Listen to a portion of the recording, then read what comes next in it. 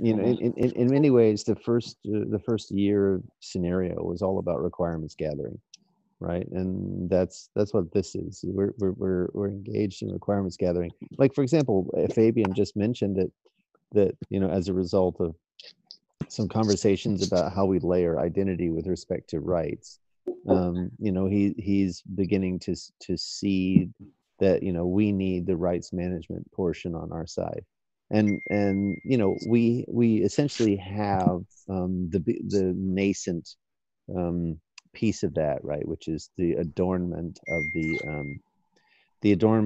content with the metadata, and the metadata is expected to contain the information about the rights. And then that's utilized by the smart contracts, which are doing the apportioning. But beyond that, there's still a ways to go in terms of the total system. So a lot of what we're talking about here is how all those pieces fit together and how they should be factored. I'm pretty clear on the after the call with Mycelia, and after realizing there is no real system that's out there that's going to be a plug and play for us. That it really has dawned on me at a very deep level that we're going to have to build out this system. And, yeah. I was never of the opinion that we weren't going to have to build the vast majority of the pieces. But one of the things I thought was really nice in the Mycelia call was I think that they're being quite clever in a certain way. Just having sort of a profile thing for artists, and selling it as in this way of calling it a creative passport, I think is a very good idea. I think it's the right kind of idea, and we should be able to have to utilize their notion of identity and many other notions of identity within our song. Yes, agreed. Bob, are you able to adjust your? I don't know. Can you guys hear me? Yes. Yeah, we can hear you now. All right. Great. Yay. Good morning, Great. everyone. Morning. Great. So I asked Bob to join us. As some of you know, I've been in conversation with Bob now for well over 3-4 months around the idea of the blockchain ecosystem and RSong and tag teaming with me to populate content onto the platform. And I thought it'd be a good time to introduce him to the crew as we are taking more and more significant steps in the direction of pulling the elements together to create this this vessel and prove that that we can actually do it. Mm-hmm. Great. That said, I've just a little framing or history. I've known Bob since 1999, so we're at 20 years now, Bob. A little scary. Yep. And over the last 20 years, we've released a number of records together. Back when I was a manager, and over the last 20 years, I think, I don't know, Bob has released like thousands of albums. And we, Wow. Yeah. So I don't know, Bob, you want to just give people a little background? Well, I'm the co-founder. Oh, we've got and now the president around for almost 24 years now. Crazy, I know. Before that, I was the head of A&R at a label called Windham Hill Records. Musician myself, have a background playing in bands for many years, and yeah, I've known Fabian in a bunch of different capacities, and obviously have a real have a lot of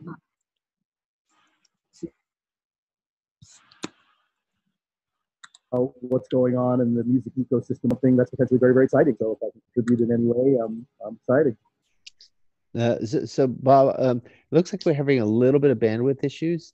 I'm going to recommend that you turn your video off, and then we won't get quite so much stutter from your side. Okay. And in fact, in general, if people want to turn their video off, it will help with bandwidth. Yeah. Everybody's leaving. Oh, okay. Yeah. Sorry about that. It's nice to have faces, but sometimes if we have a number of people on the call, the video stream part of it eats up a lot of bandwidth, and then we get stutter. Totally understand. So was what I said comprehensible? Yeah, I just wanted to check. Did you say you were one of the founders of Wyndham Hill? I wasn't one of the founders, but I was there for 11 years, worked in a variety of capacities there. I was their first regional sales and marketing for the East Coast, and eventually worked my way up to the A&R department, and then eventually became the VP of A&R there. So. Wow, that's quite impressive. Yeah, Wyndham Hill did a lot of fun stuff. We did indeed. Thank you.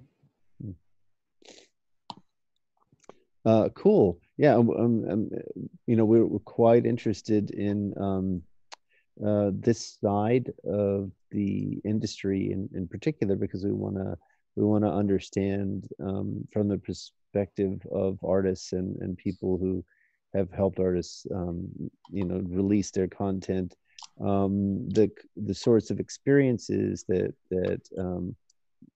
people might be looking for when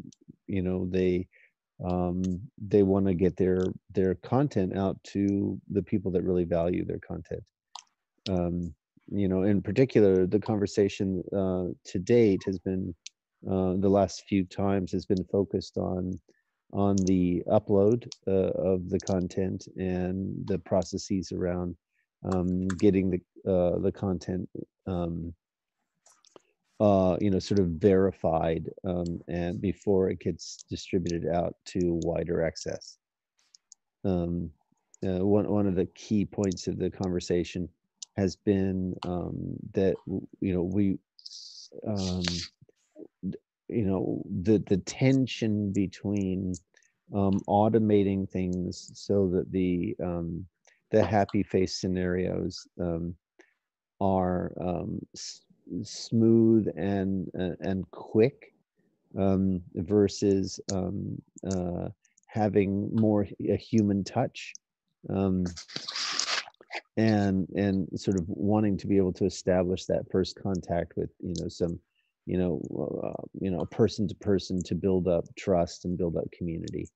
So that's been part of the conversation. So essentially, like with the cooperative, the RSong cooperative, we've when we onboard members, there was a KYC process that we go through to make sure that the person who's paid their $20 is who they say they are, and that they agree to participate in the cooperative according to the rules that so they understand what it means to be a member in good standing. And sort of lifting the principles of that for RSong Cooperative over to RSong, and what does that mean for the community of musicians and rights holders and other stakeholders that we would like RSong to present and to embody. Does that make sense? Yeah, it makes absolute sense. A lot of issues. Other than the record label ourselves, 6 Degrees, last year we started a separate distribution company that we're partnered with Ingroove with. And I can just tell you from firsthand experience, people are flailing around out there trying to find ways that work to get their music to their fans in the most direct and elegant way possible. And of course, getting paid in the best, most direct way possible. But they need their hands held a lot. The idea of artists kind of leaping into this thing without a substantial human element guiding them through it, at least at the initial stages, it's going to be super important. I'm kind of shocked at there's some artists that are incredibly technically savvy, and there are most, in my experience, that just really, really, they need to be guided through these entire processes. So I think that's going to be an important piece of the puzzle for sure. Amen. If I may quickly say from my side on the recent experience that a recent event that I had experienced, and I can only confirm what you just said. So I was on an event here in Luxembourg where there were lots of performers, artists, and they were actually not very much aware of blockchain yet, to at a very novice area it was for them. I felt, but I don't know, in other areas in other areas of the world it may be different, but at least here they were. Those I spoke to, it was quite new actually.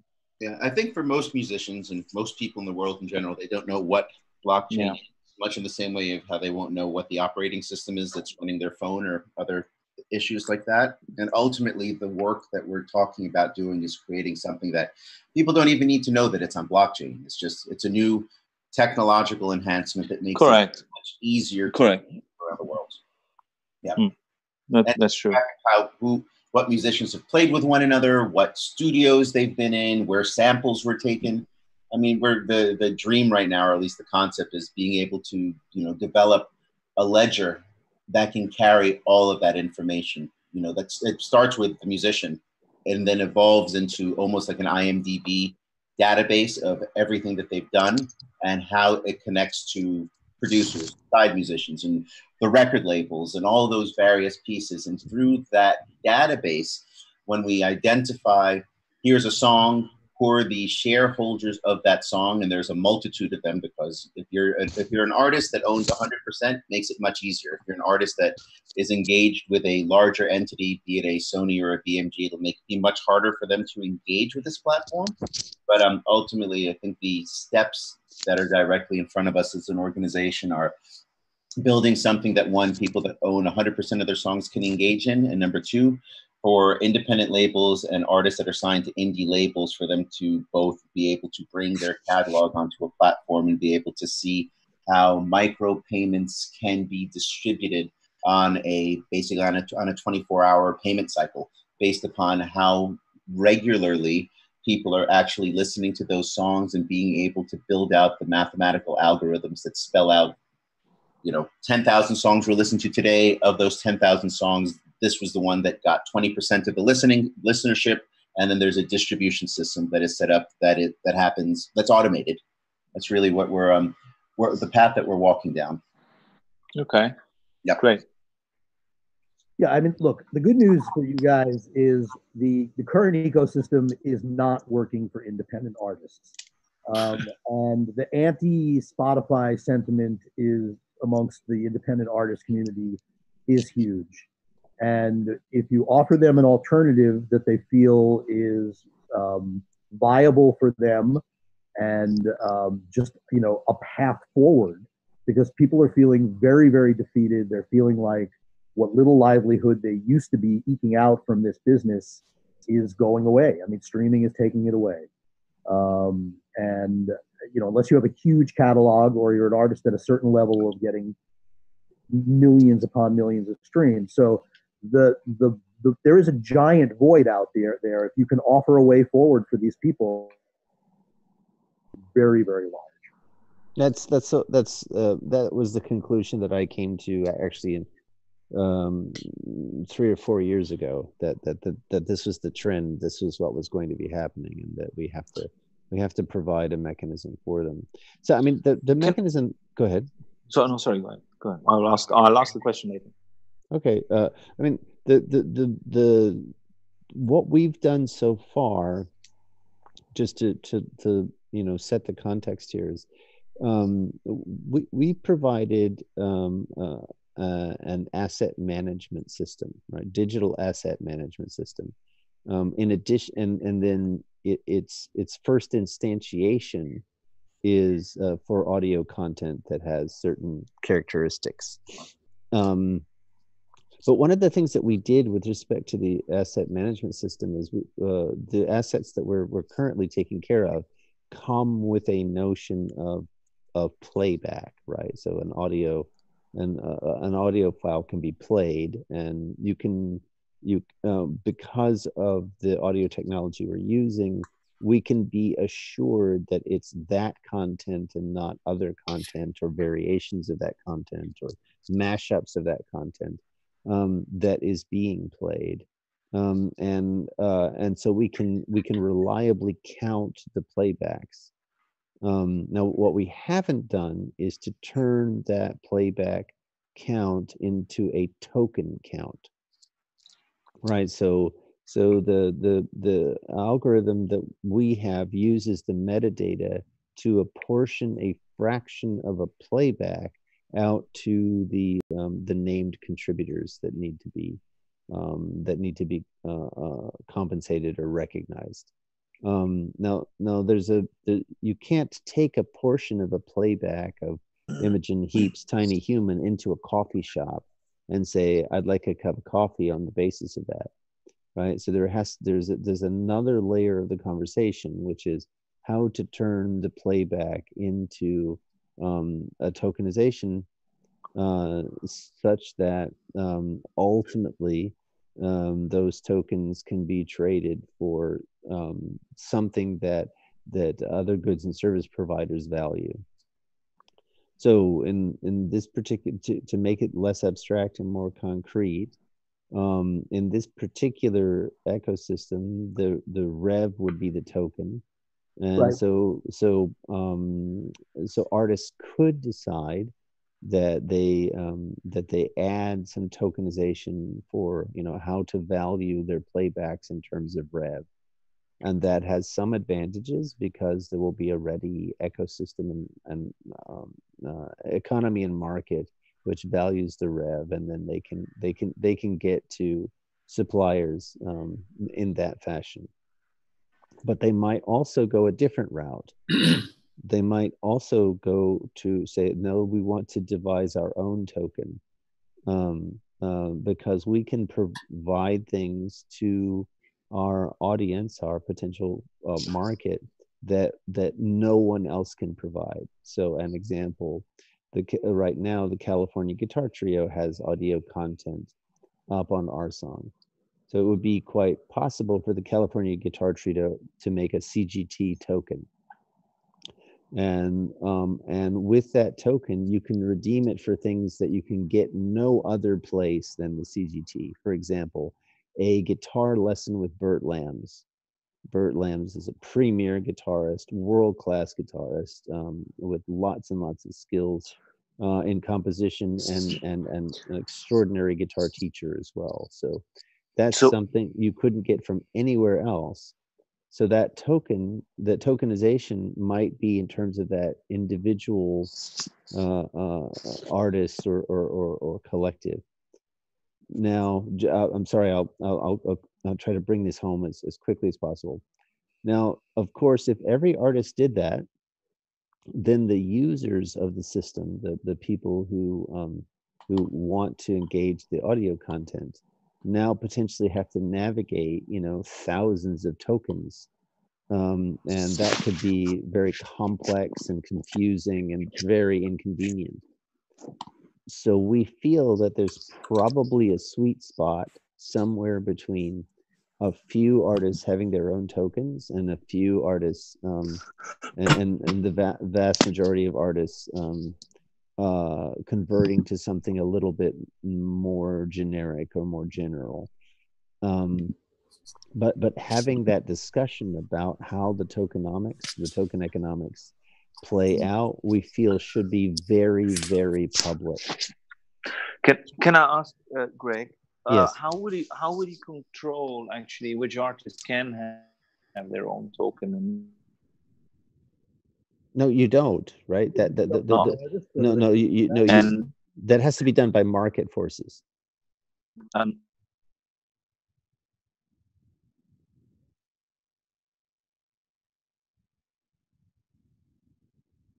I think we've lost somebody.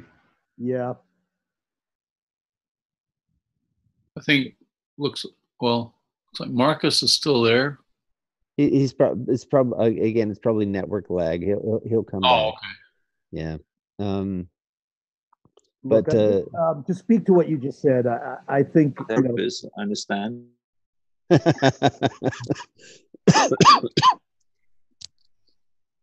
Marcus, you're back. I think we lost you for a second. Marcus, if I might suggest to you that you leave the call. Oh, sorry. Yeah. Okay. Okay, it looks like you're back now. I was going to suggest that there was so much lag that if you left the call and rejoined, the connection might be better for you. But it looks like you're back. Not. or not. Maybe. Okay, so Bob, take it away. Love to hear. I'm going to state the obvious. I think, look, these possibilities with the tokens and the customization, that's all fascinating. And there are certain artists that have the kinds of fan base where that makes a lot of sense for it. Obviously, the California Guitar Trio and the King Crimson connection. That's a particularly fervent fan base that's used to outside of the box kind of stuff like this. Mm-hmm. You're going to have a challenge explaining this at its most basic level and getting people up to speed with it just to begin with. And I think simplicity is going to really be the way to go to start. Hinting at the fact that these possibilities exist, that's great, but you're going to make people's circuits overload if you start talking about all this stuff at once with them. That's just my experience dealing with the artist base that I work with. Yeah, I think I tend to agree with you, Bob. My sense is that if we can just prove the first case, and I'm very singular in vision around this. I dream big dreams with everyone here, but I always keep on going back to what is the essential thing that we're looking to create, which is, the platform that is able to do instant, frictionless micro payments across all collaborators of a bunch of songs. If we can get that one thing right, then we can start walking down the path of a whole other group of verticals around the platform. I agree with you. I'm back now. I agree with you there as well. And I mean, as tempting as it sounds to have a ERC type token on our chain, that would probably need to be done later, because indeed you might confuse people. And the question I had earlier was, how do you intend to engage to the user? How will you get to the user actually? Because I mean, it's great to do all the settlements and get the rewarding, but to get their interest, and I'm referring back to that event that I went. If users are still so let's say not knowledgeable about it, it's not going to be so easy to get. Maybe you have discussed it many times, and I apologize. No. It's a really good question. We have said it many times, but it's the kind of thing that you just have to keep saying over and over and over again before the penny drops with enough people. The path to market for this kind of thing depends crucially upon the artist, right? So the example I've been harping on over and over again is when Taylor Swift, one day before the elections, Taylor Swift came out on her position about voting and participating in democracy, and that day 65,000 people registered to vote in the US. Right. Okay. So wasn't that a beautiful thing?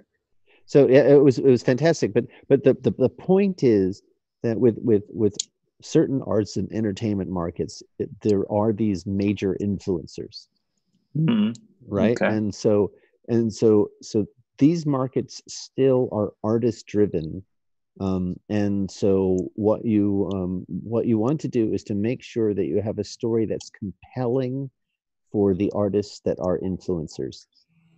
And that more than anything, right? As long as the artists are compelled by the offering, then the fans will follow. So does the co-op have? Thank you, Greg, for the explanation, and that makes totally sense. Well, that's actually point one in a 3-point explanation. Okay, and then the co-op has already the connections also to those major artists through you guys. So the short answer to that is yes, but there's a longer answer which is much more important. Okay, and the longer answer is the offering needs to have more than one super compelling point. Okay, so our offering has 2 super compelling points. If it were just the accounting and reporting, that would not be sufficient to turn the artist's head. So the fact is that we have a not so secret weapon in our arsenal, which is the audio experience. So the whole point of working with our partners at Immersion is because they are defining the future of audio, And what we have discovered is when we put artists in front of the immersion audio technology, and this is not just the codec, there's a lot more to this, a lot more. And when we put artists of the caliber of Macklemore or Imagine Dragons or the California Guitar Trio or Imogen Heap or yada, yada, yada, when we put those artists in front of the technology, they go bananas. They're like, when can we get out on this platform? Okay, so that's the key play here. And so we have tons and tons of evidence at this point that the artists, even more than the accounting and reporting solution, they want the audio solution. I agree with you, Greg. I think the challenge, though, is going to be making that technology available for all musical creatives to have the ability to make those unique audio mixes in their home. Again, so it's not just about the mixing. There's a lot more to the story than just that. Yep. And Immersion has a rollout plan, and we would, we can speak to that at some point. But the main point here is just that people understand that we have done the field testing, and we know that the audio solution is utterly convincing and compelling to the artists. Yep. And then once you accept that as a proposition, the next thing is that the accounting and reporting solution is also very compelling to the artists. And with this kind of 1-2 punch, that's how we know that in addition to all of the mainstream high profile artists that we have direct contact with, that when we put ones that we don't have direct contact with in front of this offering, they will say, I need this. This is important, right? So that's the play. And then the third point in all of this is that right now, RSong is the only place they can get it. They can't go anywhere else. So how do fans find out about RSong? Because high profile artists, I won't name a name, but a high profile artist is going to be releasing their brand new content on the platform, and they have to tell their fans about this platform, because that's the only way that their audience, their listeners, can get to that new content. Does that make sense? I mean, that's the kind of stuff you're going to have to do, and I would approach it on a number of levels. I would go after those high-profile artists that you're talking about. Obviously, you get a tremendous amount of mileage from that, but I would absolutely simultaneously attack the underground, and yes, specifically the electronic music world is in general. World, and artists are really, really hungry for stuff like this. They're looking for solutions like this, and and I think you want it to stay edgy as well. You want it to not just be, oh, Taylor Swift's doing it. You want it to be that, and the California Guitar Trio are doing it, and if you do that and you get the right people coming on board as early adopters and they spread the gospel the right way, that's absolutely how. I absolutely agree with you 100%. Yeah. So in particular, you want to do it from multiple different angles, because typically if people hear about something from one direction, it kind of passes their, it doesn't pass their radar. But if they hear about it from 3 different directions, then they realize they have to go check it out. Exactly. Yep. Totally. Yeah. So I think we're on this on the right path here.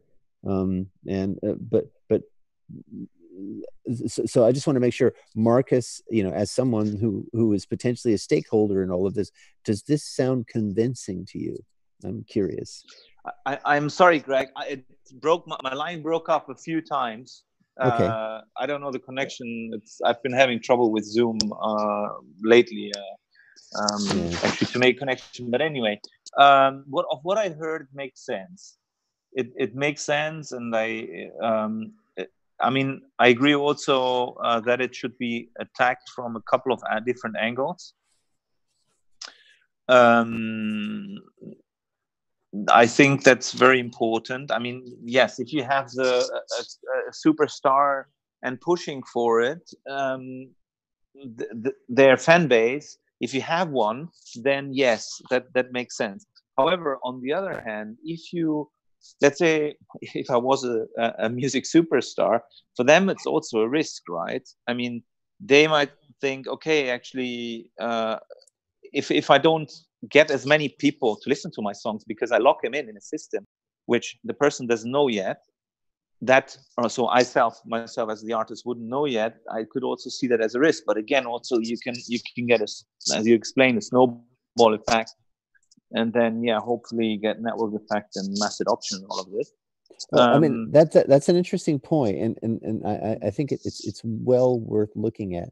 The most important point is whether or not their audio content is locked in, right? That's for sure. Yeah. Right. So from our point of view, they own their content, and they can, if there is another system where they can release the content, they are allowed to release the content, right? The reporting solution is all about for them. No, but your point is really important, right? The important point is they are scared because they are used to exactly platforms locking them in.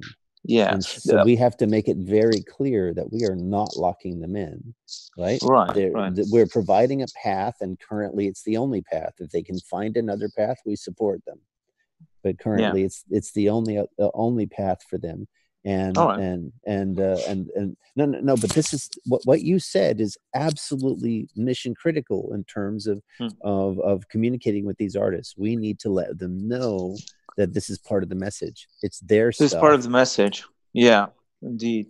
I from that angle, I mean, I come from a totally different industry. Although, of course, I like music, but I could connect you with people here who have very good connections. I mentioned to you already, Greg, people who work with RTL, which is the major television streamer.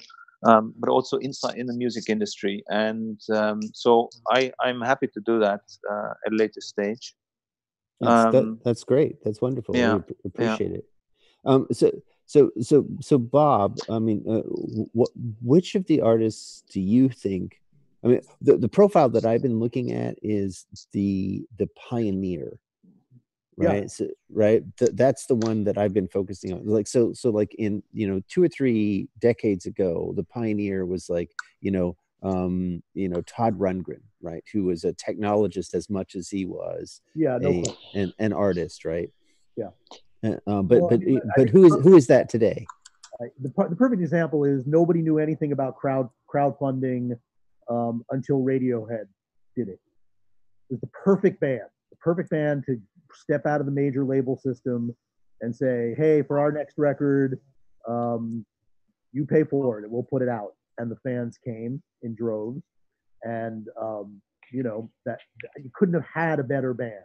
They were popular enough to make a huge amount of noise, but they were incredibly forward thinking. They had reputations for being innovators and mavericks, and they had the kind of fan base that followed them where they wanted to go. And I think that's what you need to find. I think Todd Rundgren's a great example. I know you already have a relationship with Imogen Heap. She's obviously a great example. I keep bringing up to Fabian Bassnectar, who has a gigantic fan base, who follows him to his festivals that he puts on himself, that tens of thousands of people come to all over the world. He's very technology based. He's very vocal about the fact that the music ecosystem right now is really broken. And I think he would be a perfect example of a sort of someone that a younger generation is really, really going to listen to if he starts proselytizing about it, a new way of getting music out. They're out there. We're absolutely living in a time where these innovators are all over the place in a bunch of different formats, and that's part of the challenge, is identifying them and convincing them that this is something they want to climb on board with. I did want to add just a point about crowdfunding, which is that it's really not a replacement for a business model, because you can only really crowdfund a couple of times before the audience becomes very exhausted with it.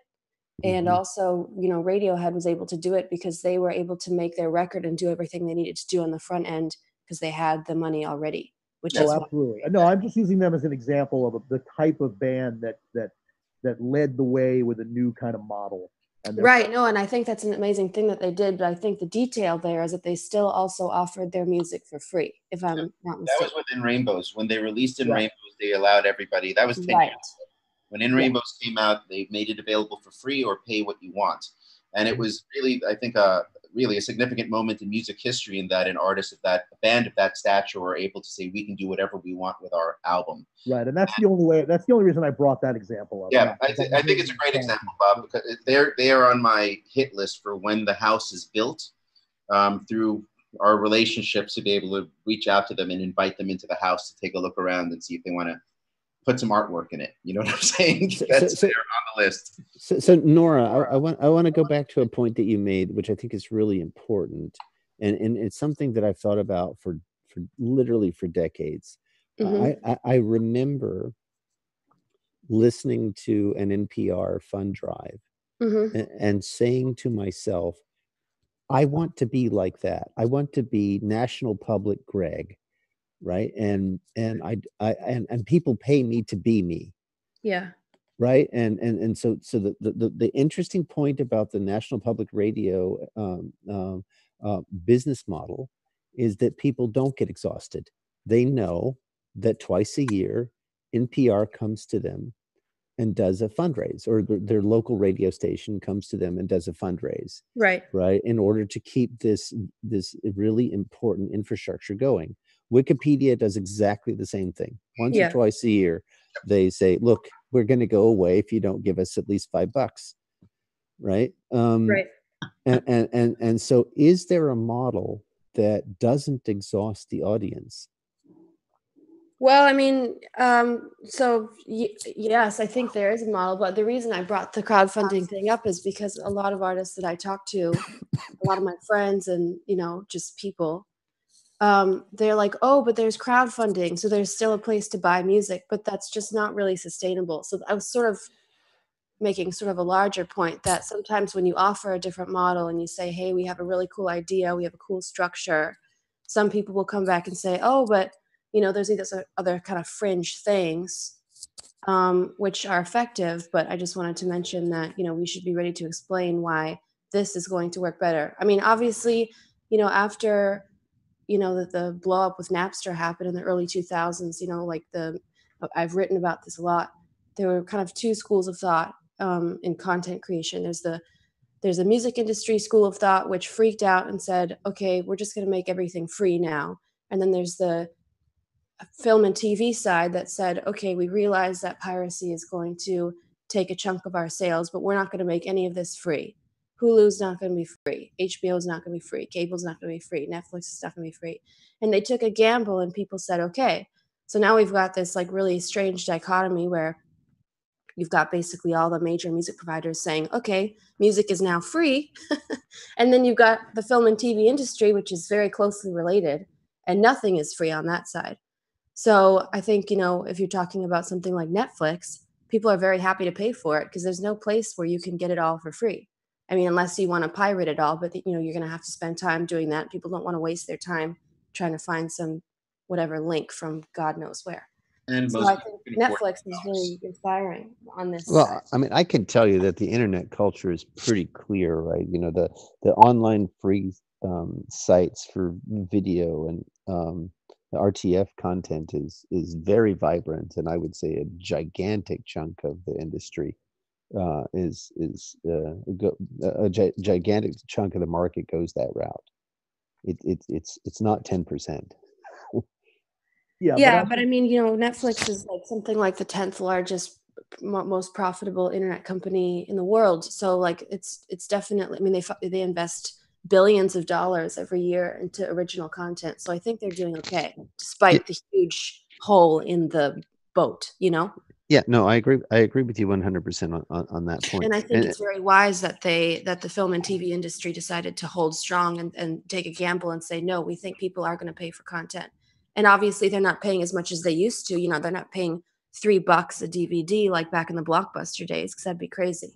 But I do think that Netflix, for a lot of reasons, is a very interesting company to study, for, you know, just a variety of different angles on it. So maybe that might be something of a point of interest when we're thinking about if there's a subscription model, kind of like your NPR idea, that doesn't, you know, fatigue people. Maybe you bill people quarterly or something instead of every month or whatever. I don't know.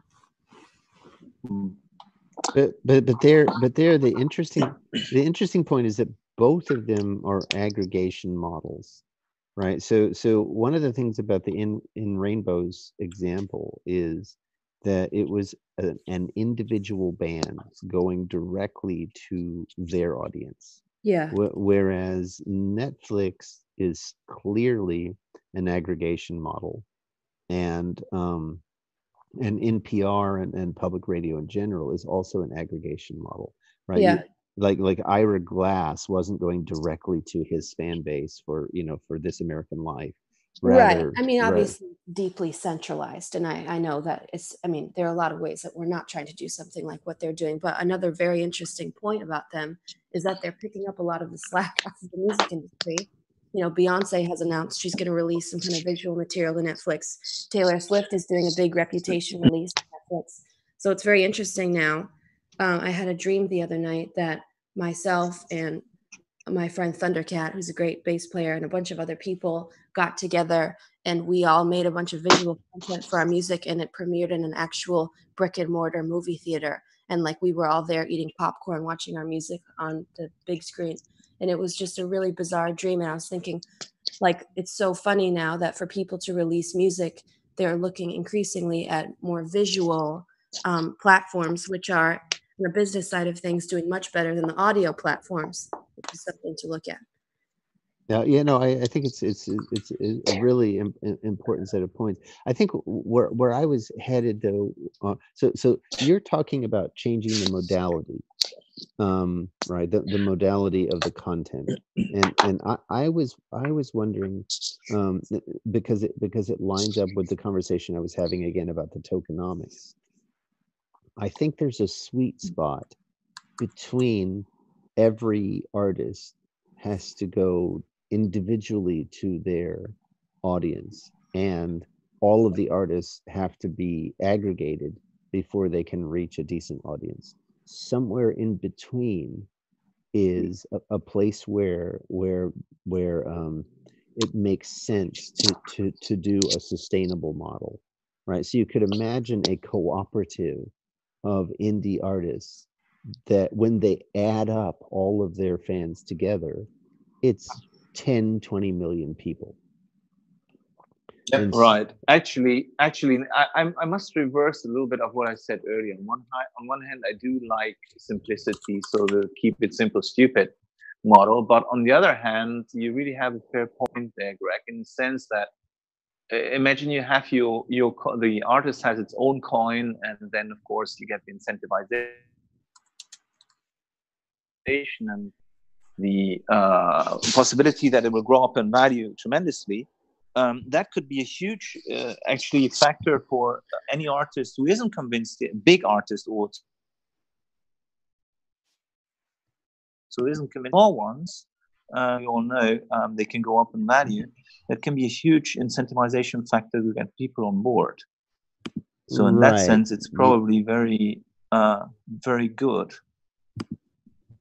That's correct, and so but what I'm hoping is that the conversations around the tokenomics is something that the artists have, right? What I want to engineer more than anything is a big public dialogue about the economics that makes sense for the artist. And you know, I've put my cards on the table before. The reason I want to do that is because whether that dialogue results in a viable economic system or results in a failure, the value of the dialogue with respect to proving the point about coordination technology is worth its weight in platinum. Because what our chain is about is helping communities find the coordination structures that serve them the best, so that we can build these success stories again and again and again of how these communities have built up these value solutions, these value systems that enable them to work. And they can do that in a decentralized fashion, and so that we can prove the point that people can self-assemble, and they can do this much more rapidly than mediated through the giant institutions.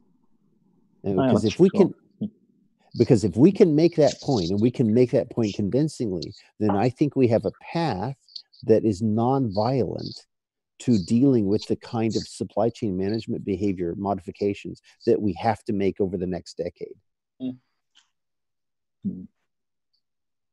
Well, Yeah, Greg, yeah. when you said this is a requirements gathering kind of meeting, I guess the question I have about that is there a scribe here who keeps track of what we've gathered and then also what we're missing? Because I can't leave one of these conversations without thinking about what we're missing.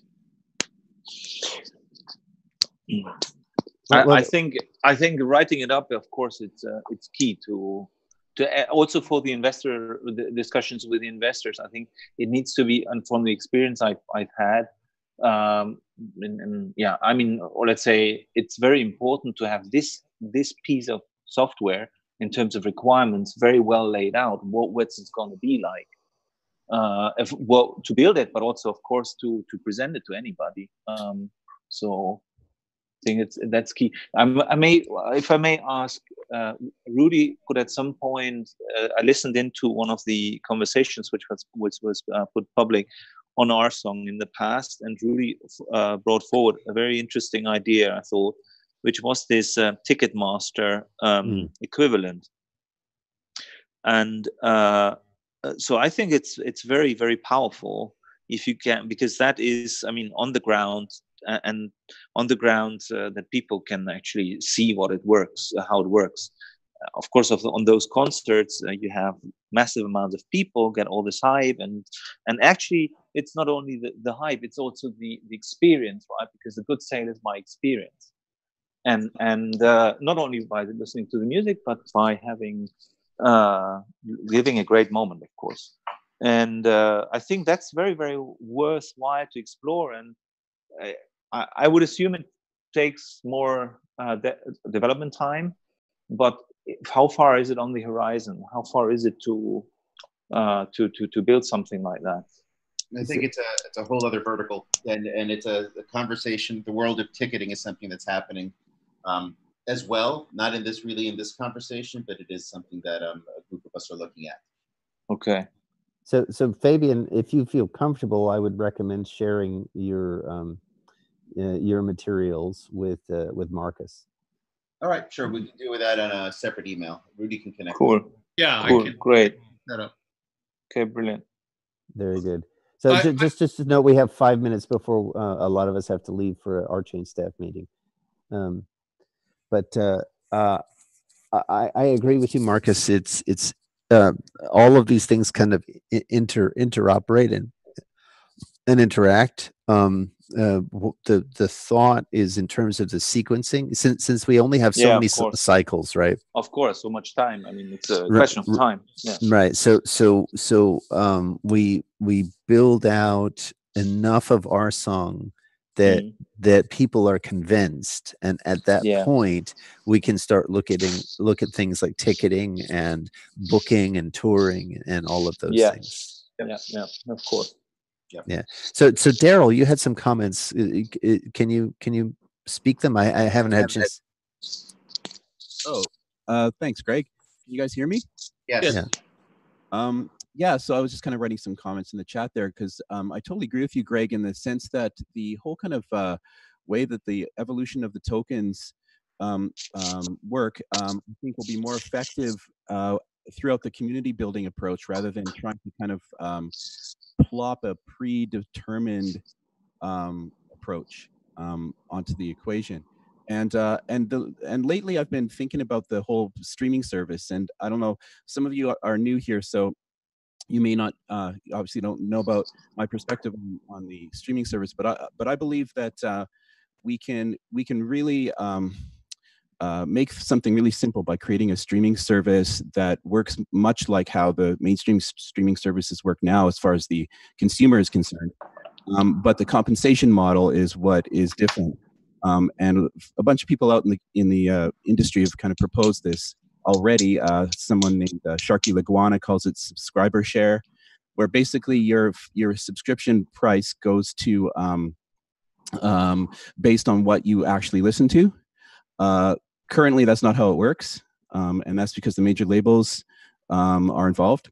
So the long and short of it is that I've kind of I have a feeling that if we build a subscription service for music that doesn't try to involve a cryptocurrency right away, that's just strictly uses standard good old fiat currency with Stripe payments, just go for it that way.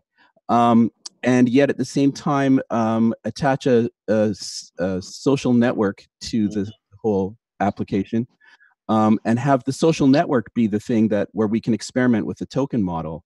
I think that could be a kind of a really great way to kind of start building this now and getting it out there and getting people interested in it. Yep. Well, that's a radical statement. I have to say that, the reporting and accounting solution is actually built on RChain now. So I don't know why you would want to back that out. So this is a question I had: is can we use that, but somehow send the payments out? Daryl, get closer to the mic. Oh, sorry. Yeah, I guess this is a question. I was going to ask you this, Greg or Kayvon, this week, because I've just been kind of shooting ideas around in my brain, and I wanted to kind of run some stuff past you. I'm just wondering if there's a way to kind of do both in a weird way. But I guess it's probably time's running out. But I'd love to bounce some ideas off you guys about that. Well, that's a certain. You certainly dropped a bomb right at the end of the conversation. Love very, very good narrative instincts, right? It'll keep people coming back to to our discussion. But so excellent cliffhanger. Really appreciate it. I got a quick one for you. I just reconstituted Opera Jupiter, my old group. And I got a music director, and now I have to actually follow up and get everyone hired and playing gigs. So I'll let you know how it goes.